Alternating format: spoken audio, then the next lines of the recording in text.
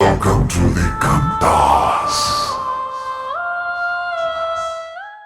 The first category that I have the pleasure of presenting tonight is...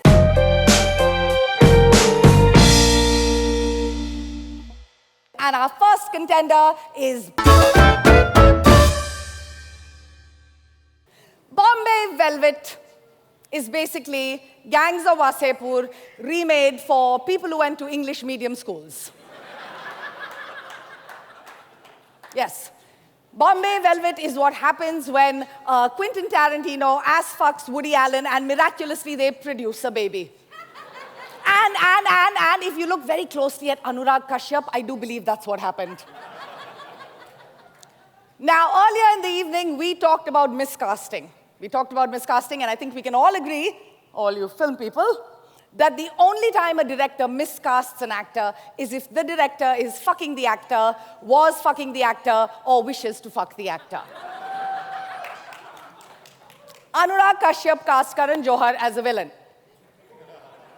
Now, I'm not saying anything, I'm just saying. Karan Johar as the villain.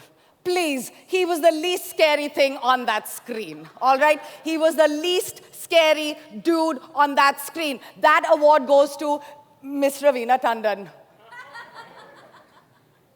And talk about Parsi hate. Any Parsis in the audience? Yeah, talk about fucking Parsi hate, man. How come all the bad gay people were Parsi? Why couldn't Karan Johar have played a bad gay Punjabi man? Why? Because Punjabi men are so fucking masculine? No, they're not. Look at Raveena Tandon. Strapping Punjabi man, but feminine. I just wanted to give Archana Puran Singh and Neeti Palta a break this evening. But, of course, there's always a lot of unfairness in the world of entertainment, and I believe that Bollywood movies get a big, fat fucking walkover when it comes to censorship. Something we comedians do not get. I was watching this movie, and I noticed that Bombay Velvet has child rape, murder, and cage fighting in the first 15 minutes of the movie. Yet, if I say F-U-C-K, or C-U-N-T, or M-S-G, I get to go to jail in fucking Haryana.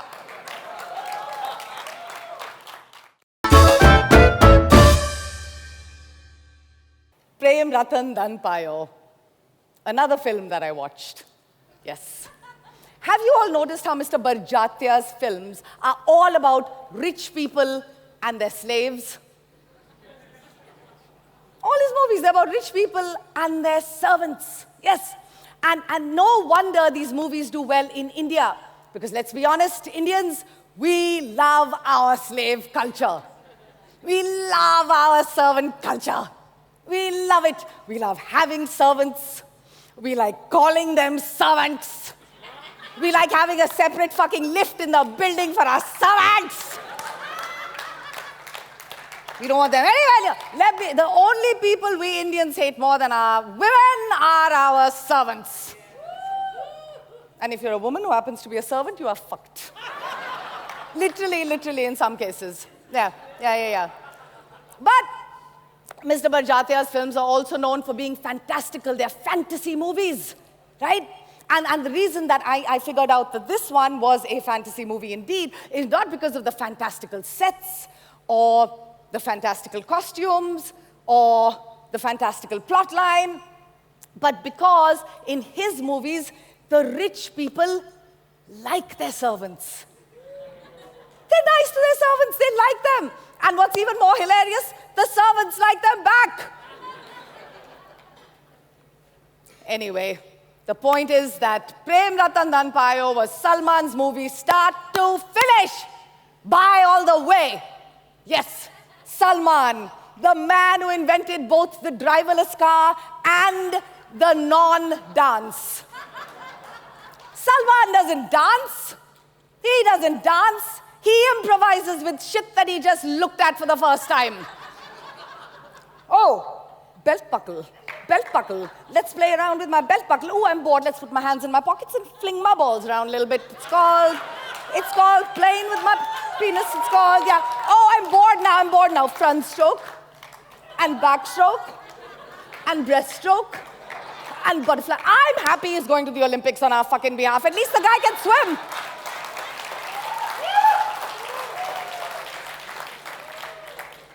Yeah. But he is a talented man. A talented man. Yes, in this film, he doesn't play one role, not even two.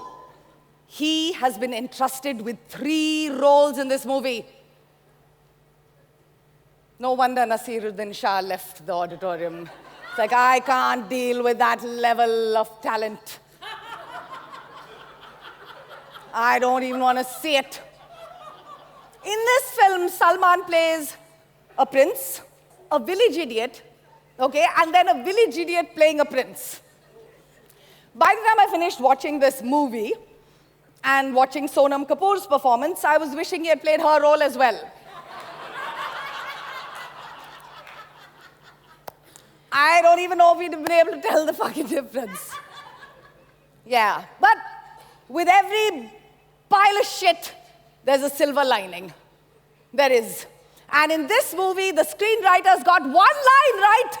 One line. इसमें तुम्हें over acting करने की जरूरत नहीं है।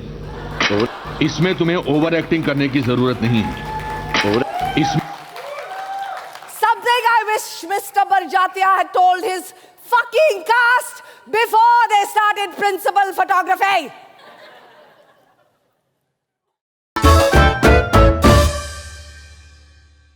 Dilwale.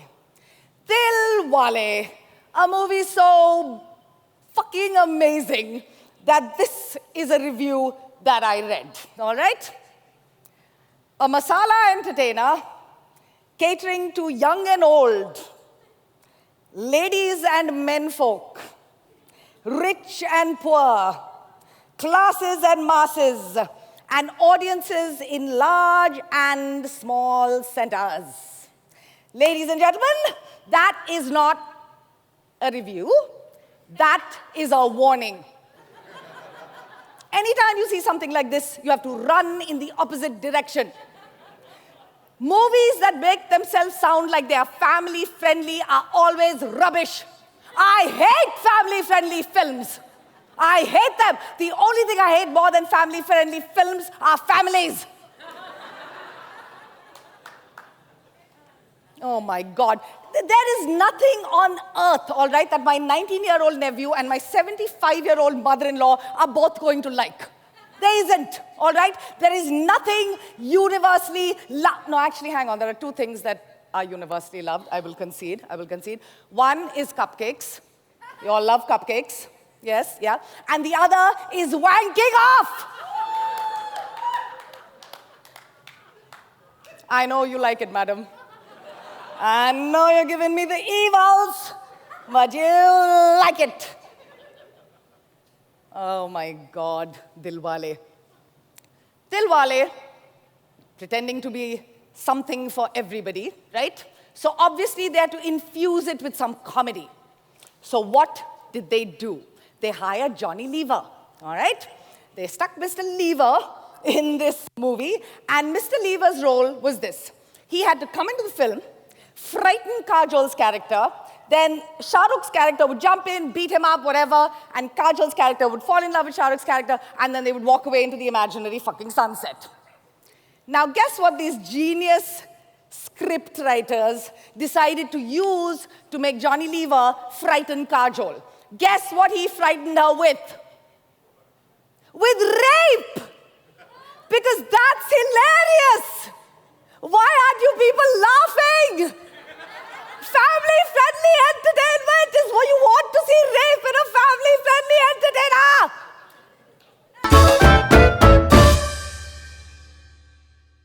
Shandhar. Oh, Shandhar. This movie was so boring, I couldn't get through the Wikipedia page description of it. And I'll tell you what the most horrifying thing about Shandhar was. This is a movie that was made by the same guy who gave us Queen. Can you believe this? The same guy who gave us Queen. How did this happen? happen. You know what I wish? I wish he had named Queen Shandar and Shandar Queen. Because honestly, with a shit pile this big, we don't care what you call it. But when you call it Shandar and it's not, then we're going to start to fucking notice. I can't believe this guy could have named it anything. He could have named it Bakwas. He could have named it Gand Masti. He could have named it What the Fuck Was I Thinking? But no, he had to go and be cute with his fucking naming. And let me tell you something, bad idea to any future filmmakers. Don't get cute naming your movies. The last guy who did it was Sajid Khan. He named his movie Houseful, and it wasn't.